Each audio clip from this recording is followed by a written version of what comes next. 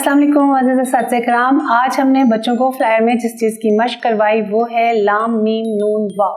हे वाव इसमें नहीं आया, हे के साथ लाम मीम नून और हे, इनकी छोटी अशकाल को हमने अलिफ वाव छोटी ए बड़ी ए के साथ मिलाकर लिखना सिखाया।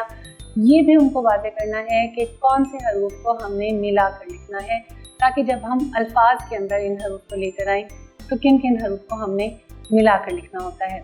जैसे लाम अलिफ ला को, लाम वाव लो को, जिससे हम अलग अलग नहीं लिखेंगे, इसको हम वाव के साथ मिक्स ही करेंगे, इकट्ठा करके लिखेंगे। लाम ये ली को, जैसे नून वाव नो है, जैसे हे वाव हो है, हे ये ही है।